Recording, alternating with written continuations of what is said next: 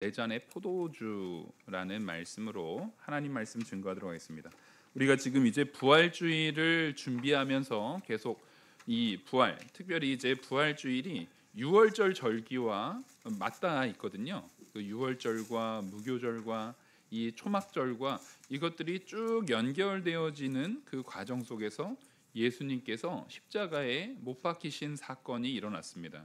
그래서 실제로 예수님께서 부활하신 날이 우리 절기로 지난번에 나눴던 것처럼 초막절 그 아침에 예수님께서 부활하신 날이고, 그래서 오늘은 그 중에서도 이제 유월절 그 만찬, 우리가 유월절 만찬하면 말이 어색한데 우리가 성찬식을 하잖아요. 성찬식을 할 때 성찬의 제정, 우리가 성찬식을 왜 하냐면 바로 이 마태복음 26장 요 말씀에 예수님께서 제자들에게 마지막 유월절 만찬 때에 주신 그 베푸신 성찬을 통해서 우리가 그것을 기념하고, 거기에서 예수님이 말씀하셨던 내 살을 먹고 내 피를 마시라 하는 그 말씀을 기념해서 우리가 성찬을 합니다. 그리고 안 믿는 사람들도 이거 다 잘 알아요. 누구 작품이 있죠? 그 레오나르도 다빈치의 그 최후의 만찬이, 근데 그 그림에서 나오는 거는 전혀 고증이 안 돼 있는 겁니다. 유대인들은 테이블에서 먹지 않았어요. 유대인들은 테이블에서 먹지 않았고 의자가 있는 테이블이 아니라 그 이렇게 비스듬히 누워서 먹었습니다. 비스듬히 누워서 먹었고, 기본적으로 유대인들의 상은 이렇게 일자상이 아니고요, 디귿자 모양의 상이었습니다.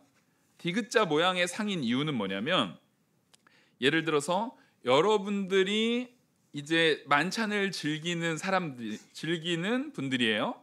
그러면 그것을 꼭 이 말 그대로 도와주고 이것을 서빙해주는 이 음식들을 가져다주는 서빙해주는 종이 있습니다. 그럼 제가 종이라고 한다면 우리가 이렇게 지금 의자가 3개가 있잖아요. 그럼 이렇게 디귿자라고 생각을 하고 종이 그 디귿자 사이로 들어가서 주기가 좋게 돼 있는 그 디귿자 모양의 테이블입니다. 그러니까 이 디귿자 모양이면 열려 있는 공간이 누가 왕래하는 곳이냐면 종이 왕래하는 곳이에요. 종이 왕래하면서 거기에서 이렇게 서빙을 하는 겁니다. 그래서 실제로 상석은 가운데가 아니고요, 왼쪽부터 이렇게 줘요. 그래서 이쪽이 상석이에요. 이렇게 누워 있는 거예요. 누워서 그 우리 옛날에 그 네로 황제 막 그 영화 같은 거 보면 이렇게 누워서 먹잖아요. 그 누워서 먹듯이 다 머리를 이쪽으로 두고 누워서 먹습니다. 누워서 먹는 게 이 유월절 성찬식인데, 유월절 이 성찬, 이 최후의 만찬 속에서 이 예수님께서 제자들에게 사실상 보이신 표현들과 그 절차들이 우리가 좀 알아야 돼요. 이 유월절 특별히 성찬식 때 제가 요 말씀을 가지고 예수 그리스도의 살, 예수 그리스도의 피, 이것과 관련된 말씀은 많이 듣습니다. 많이 듣죠. 근데 이 유월절 이 성찬이, 유월절 만찬이 유대주의 안에서는 어떤 의미를 가지고 있고 예수님께서는 그 의미를 가지고 제자들에게 말씀해 주신 거거든요. 유월절 만찬하면 당연히 어느 때가 떠오릅니까? 유월절은 언제 처음 생겼습니까? 출애굽 때 생긴 거예요.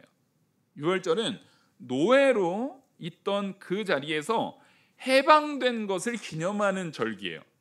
그러니까 이 유월절에 예수님께서 만찬, 최후의 만찬을 보이시고 제자들에게 자기를 드러내 보이신 자신이 이제 너희들은 내 살을 먹고 내 피를 마시라, 한 몸 된다라는 의미거든요.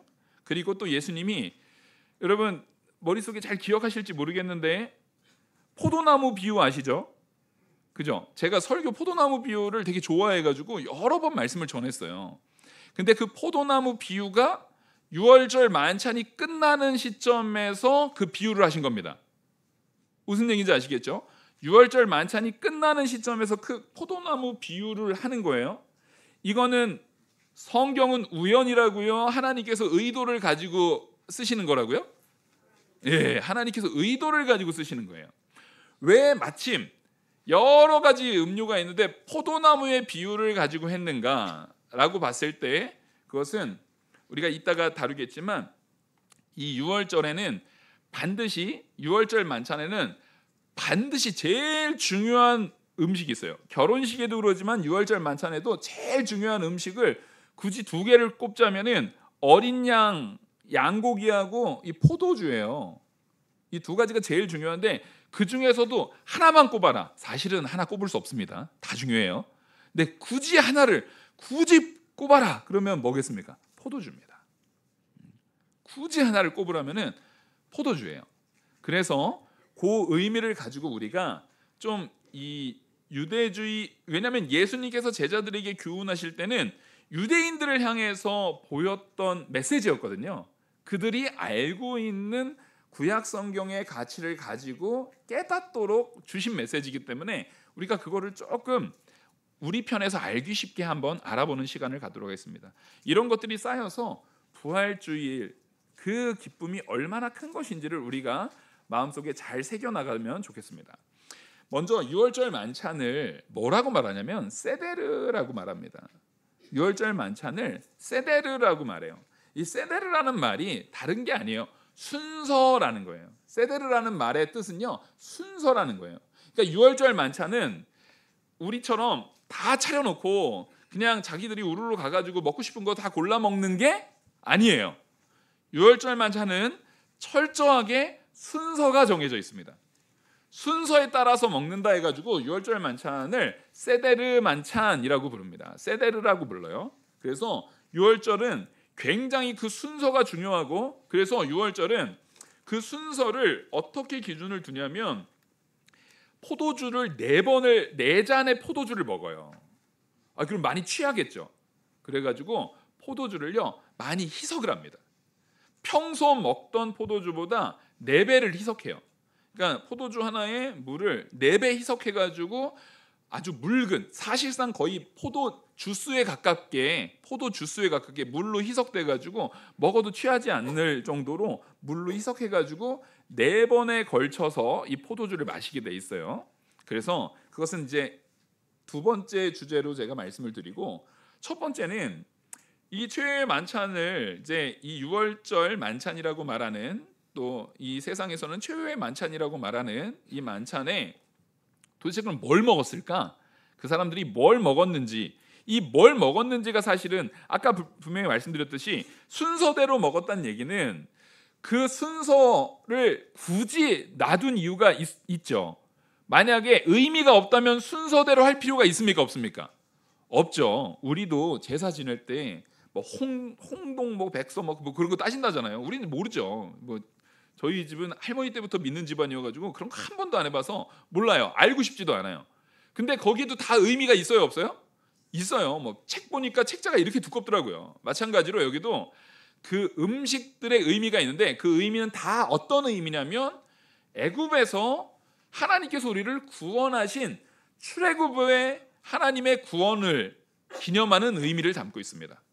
그러니까 지금 이 유월절 만찬을 통해서 예수님께서 제자들에게 알려주고자 하는 것, 그리고 말씀 속에서 우리에게 알려주고자 하는 것은 뭐예요? 구원을 말해주고 싶은 거예요. 세상을 상징하는 애굽에서부터 너희를 구원했던 구원을 말하고 싶은 거예요. 그러면서 예수님은 이 유월절 만찬 이후에 자기를 참 포도나무라고 비유하시고 나서 어떻게 됩니까? 십자가에 달려 죽으십니다. 그 죽음을 통해서 이 세상의 죄악으로부터의 우리를 구원하신 구원을 말하는 거예요. 그러니까 이게 사실상 같은 맥락 안에 있는 겁니다. 예수님이 이 유월절 만찬을 통해서 제자들에게 애굽으로부터 너희를 구원하신 하나님을 떠올리게 하시고, 그 하나님께서 너희를 죄로부터 구원하시는데 누구를 사용하신다고요? 예수 그리스도를 사용한다는 거예요. 유월절, 애굽으로부터 유월절에 구원할 때 가장 무서운 재앙이 뭡니까? 장자 재앙입니다. 장자 재앙은 잘 아셔야 돼요. 원래 다른 재앙들은 이스라엘 백성들은 고센 땅에 있었어요. 그래서 흑암이 임하든 뭐 파리, 뭐 메뚜기 막 이런 재앙들이 올 때는 고센 땅을 피해서 애굽의 본토에만 그 재앙이 내렸잖아요.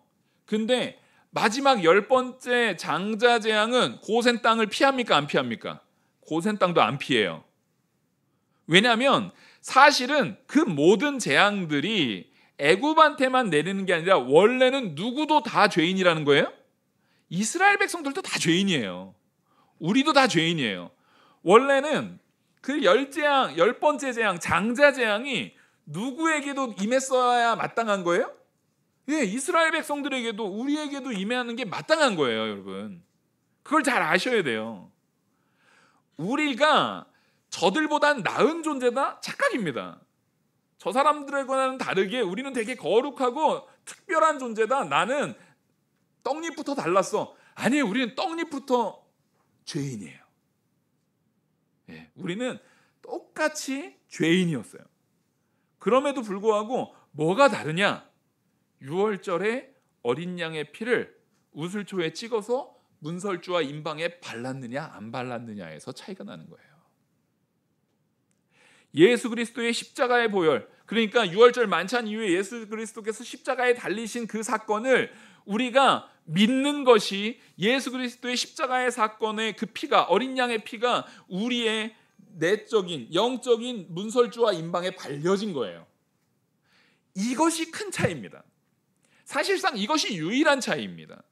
그러니까 사실은 우리의 구원이라는 것에 있어서는 내 열심과 노력에 의한 것이 아니고 누구의 은혜인 거예요? 하나님의 은혜인 거예요. 하나님의 은혜.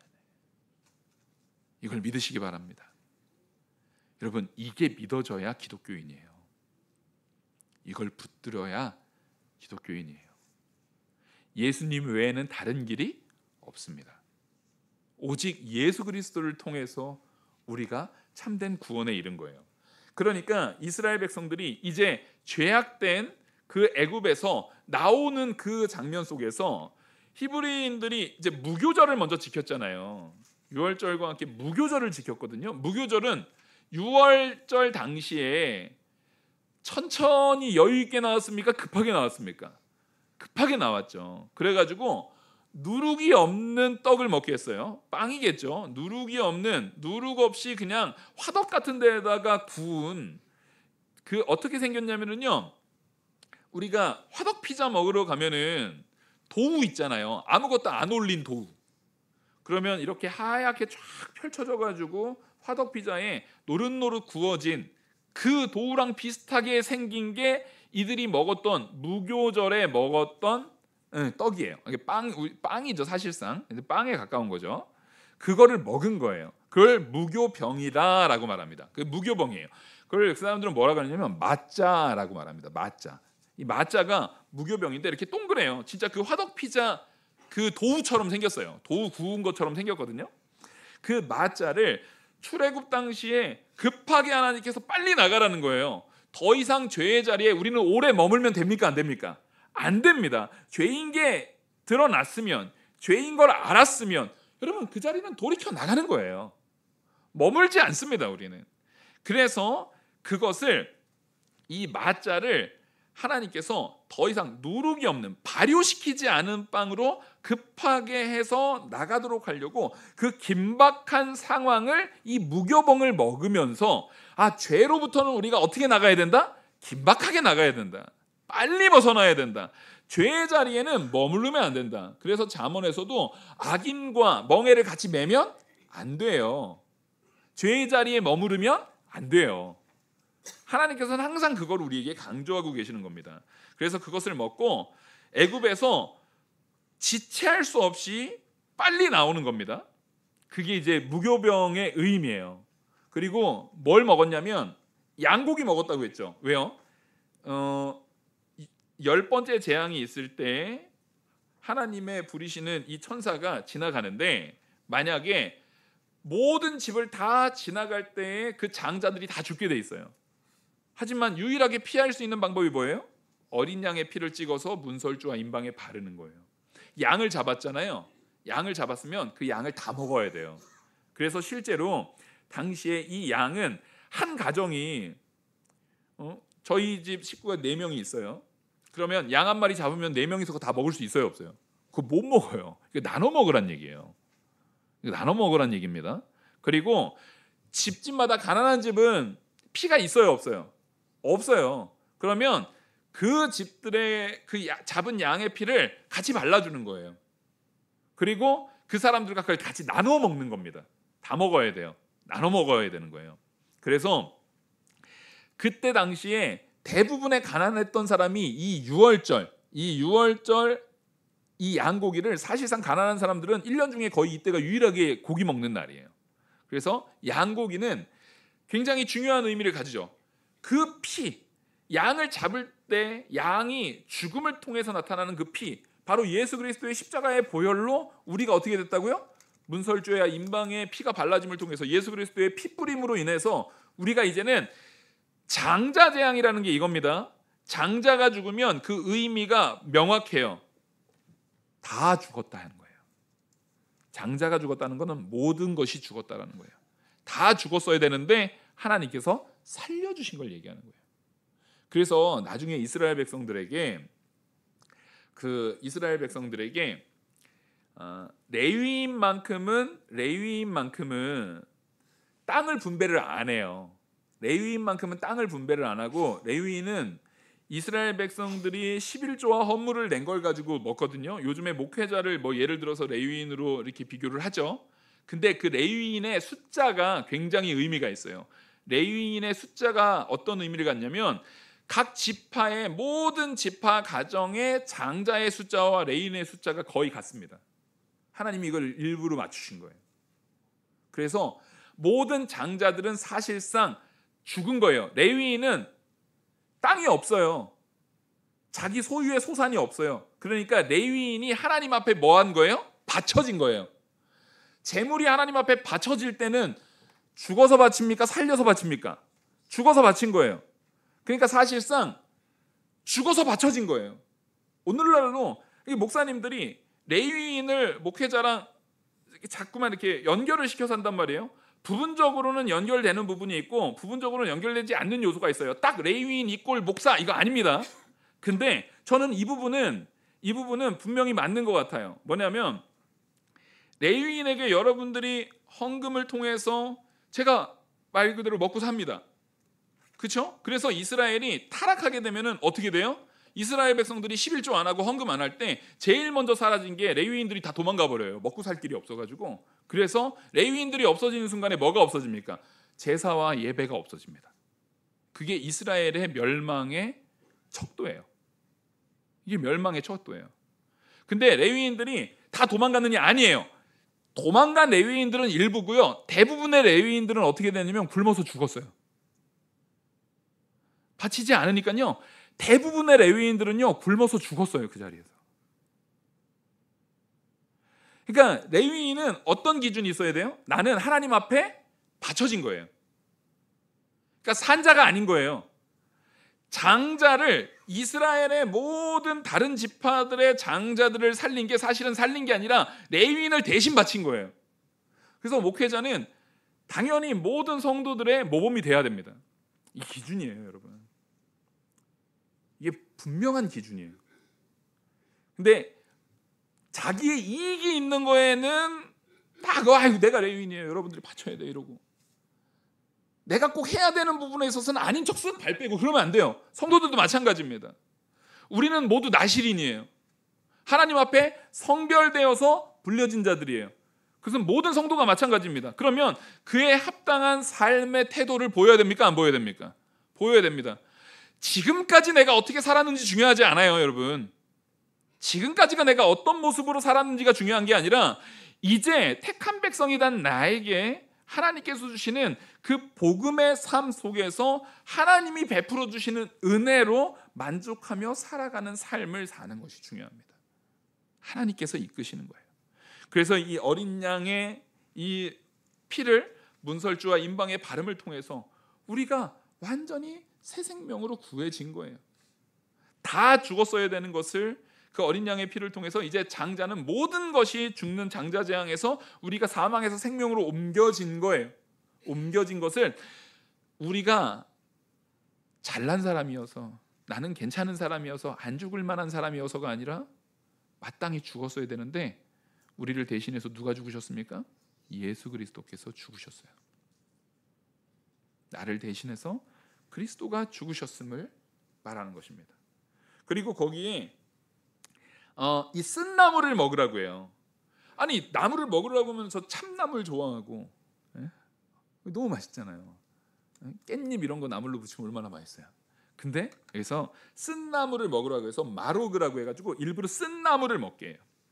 애굽에서 노예 생활로 했을 때 이 세상의 생활이 어떻다라는 걸 기억하라는 거예요?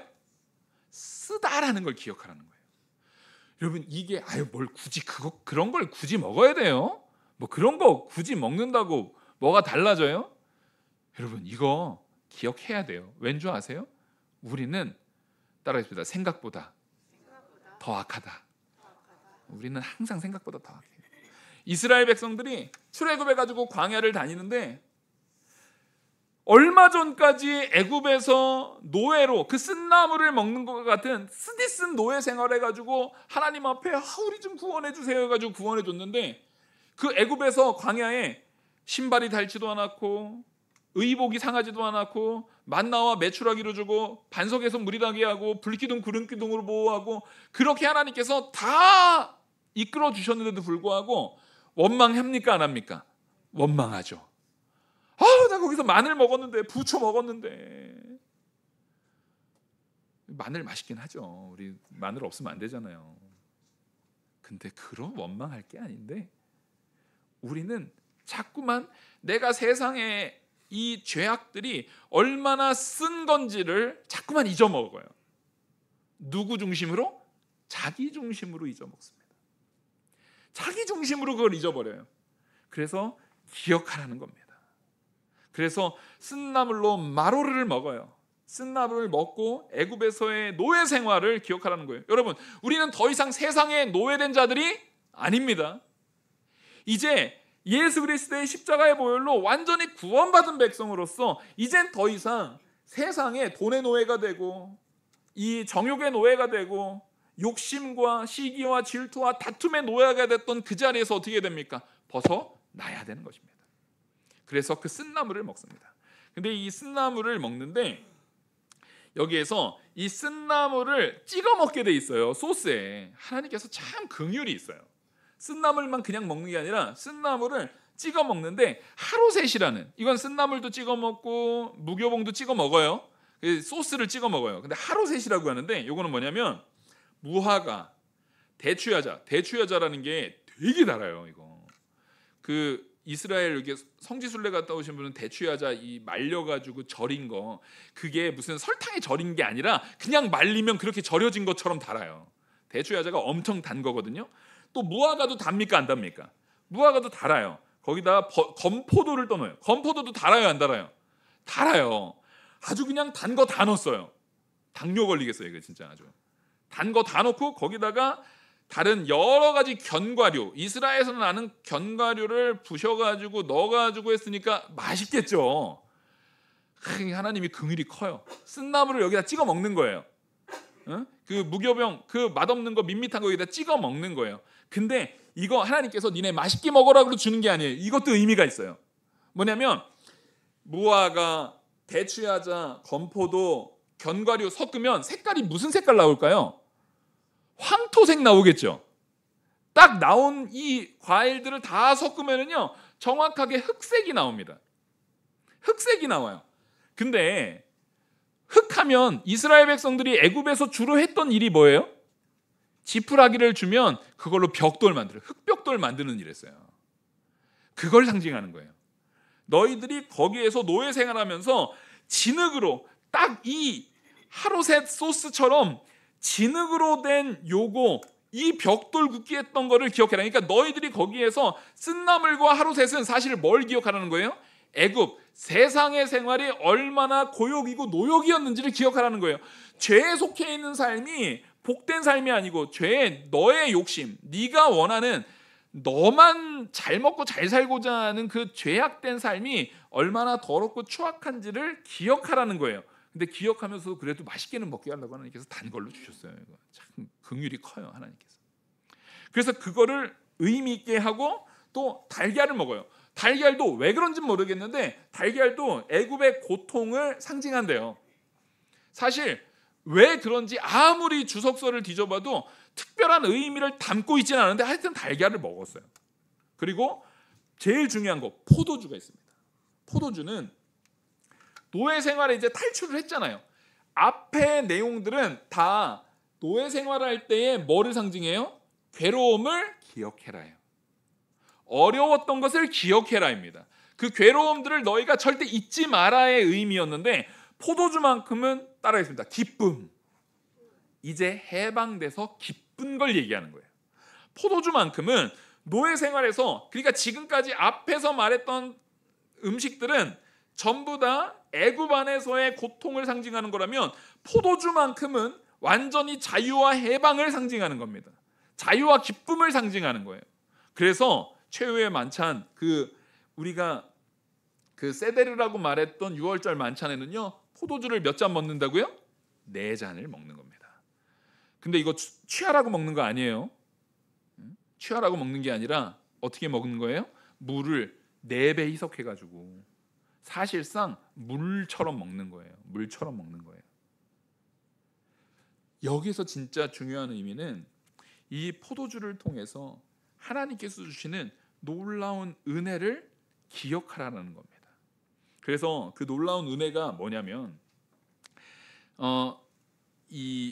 특별히 여기에서는 6월절에 이 이스라엘 백성들이 애굽에서 나올 때 출애굽 때를 떠올려야 돼요. 그래서 출애굽기 6장 6절에서 8절을 제가 좀 봉독해 드리면, 그러므로 이스라엘 자손에게 말하기를 나는 여호와라, 내가 애굽 사람의 무거운 짐 밑에서 너희를 빼내며 그 고욕에서 너희를 건지며 편팔과 큰 재앙으로 너희를 구속하여 너희로 내 백성을 삼고 나는 너희의 하나님이 되리니 나는 애굽 사람의 무거운 짐 밑에서 너희를 빼내어낸 너희 하나님 여호와인 줄 너희가 알리라.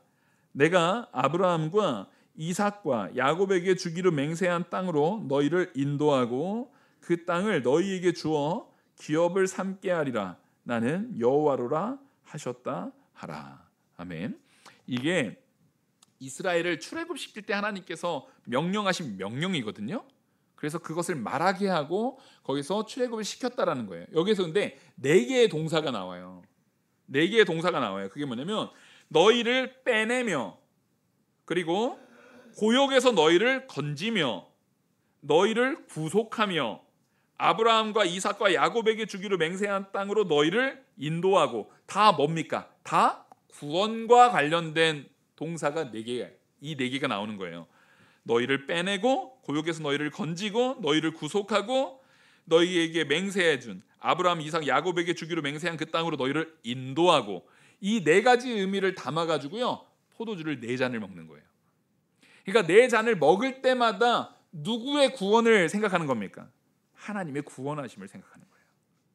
그것을 먹을 때마다 하나님께서 나를 구원하신 참된 기쁨을 우리가 떠올리게 되는 것입니다. 그래서 이 4잔에 대한 내용을 할 때 먼저 첫 번째 잔은 우리가 흔히 전식이라 그래요. 전식이라고 해가지고 처음에 이 최후의 만찬 성찬식을 딱 시작할 때 첫 잔을 딱 따릅니다. 4배 희석한 잔을 딱 따른 다음에 축복문을 낭독을 해요. 낭독을 해가지고 이게 사실상 6월절 만찬이 시작되는 겁니다. 이거 시작할 때 보통 그 집안의 어머니가 초를 밝힙니다.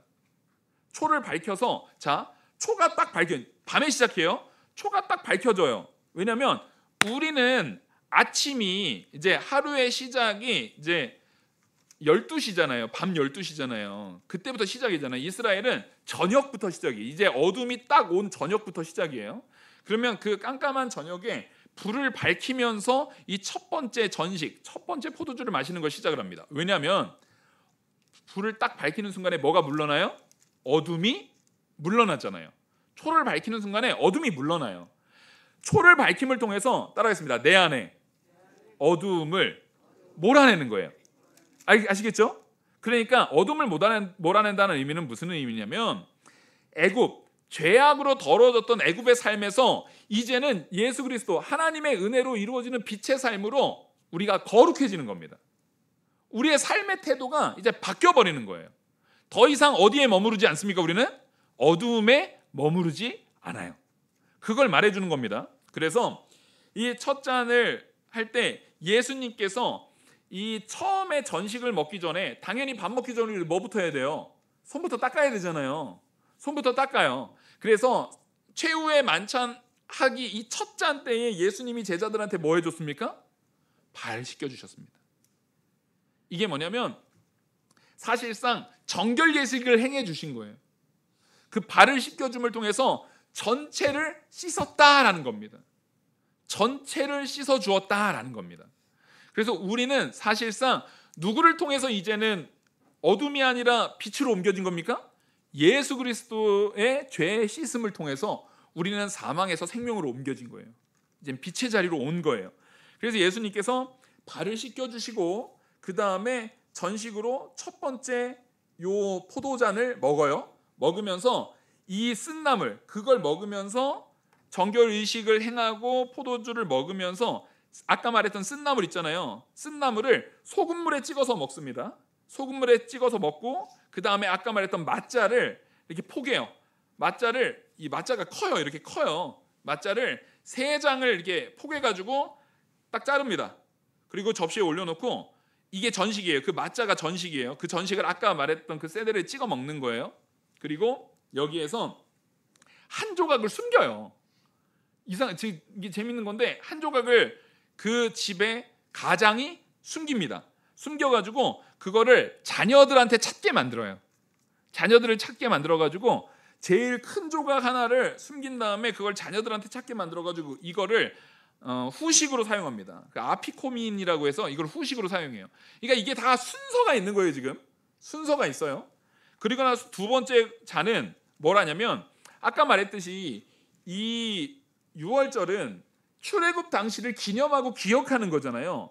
기억하려면 누가 기억돼요? 나도 기억돼야 되지만 이 기억이 연결되려면 반드시 누구한테 전달이 돼야 됩니까? 자녀에게 전달돼야 됩니다. 여러분 그래서 성도에게 제일 중요한 역할은요. 자녀에게 복음을 전하는 거예요. 죽을 때까지 여러분들 그 사명을 놓치시면 안 됩니다. 그거 못하면은요. 하나님 앞에 책망받는 일이에요. 내가 성도로서 세워졌다라는 것은 내가 죽는 순간까지 내 자녀에 대해서는요. 마지막까지 다른 건 잘 모르겠어도 복음에 있어서는 믿음에 있어서는 죽을 때까지 여러분 애프터 서비스 해주셔야 돼요. 자녀에 있어서는 내가 막 나이가 80, 90이 되고 내 자녀가 50, 60이 됐어도 복음에 있어서는 마지막까지 그 바지끄랭이 붙들어서라도 이 자녀들한테 어떻게 해야 돼요? 복음의 가치를 분명히 새겨주셔야 돼요. 분명히 새겨주셔야 되는 거예요. 이게 제일 중요해요. 이거 안 하면 부모로서의 자격 상실입니다. 부모는 자녀를 믿음으로 키우셨잖아요. 정말 훌륭하게 잘하신 겁니다. 어느 가정 보았는데 자녀가 믿음으로 잘 컸어요.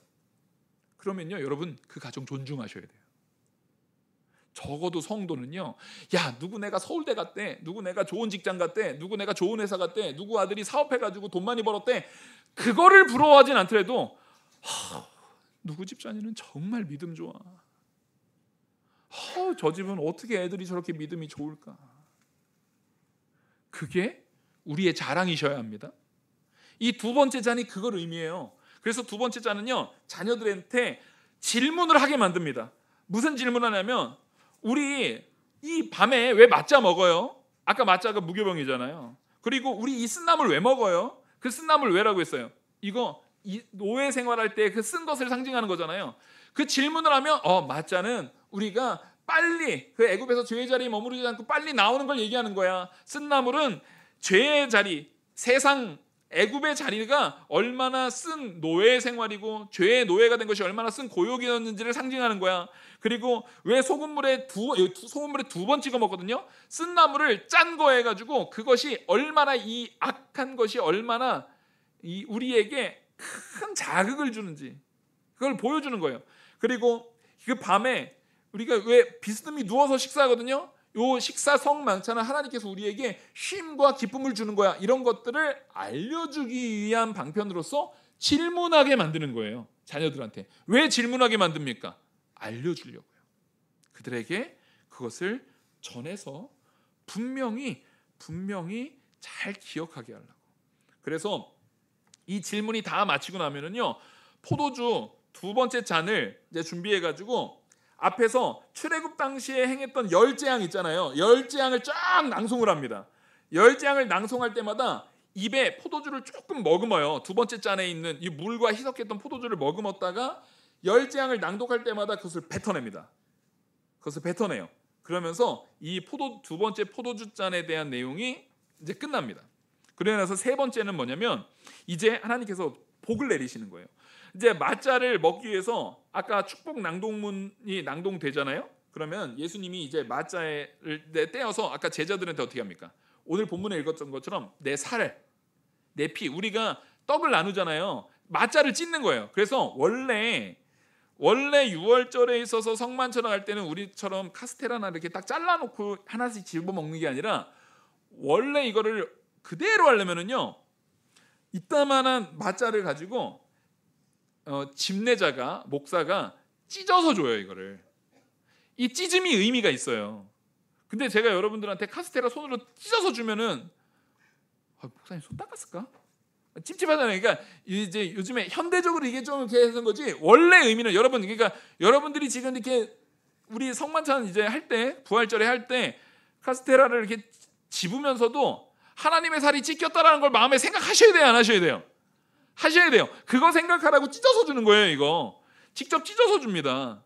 무슨 얘기인지 아셨죠? 그래서 이거를 다 찢어가지고 예수님이 제자들한테 맞자를 주면서 이게 뭐라고 말하는 거예요?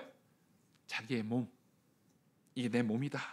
아까 우리 26절 읽었던 것처럼 그들이 먹을 때 예수께서 떡을 떼가지고 이게 찢어서 주는 거예요. 축사하여 떼어 제자들에게 주시며 이르시되 받아서 먹으라, 이것이 내 몸이라 하시고, 바로 그 의미를 담아내고 있는 겁니다. 그리고 이것을 이제 찢을 때 요만큼씩 찢는 게 아니에요. 이따만하게 찢습니다. 이거 밥이에요. 이거 밥 많이 찢어서 줘요. 그래서 그 맞자 사이에 이제 맞자 사이에 아까 하루세 소스 있잖아요. 그것을 해가지고 이거를 샌드위치처럼 해가지고 먹는 거예요. 이게 샌드위치처럼 해서 먹는 거예요. 그래서 예수님께서 내가 이제 그 떡 그릇에 손을 넣을 때 같이 넣는 사람이 누구라고요?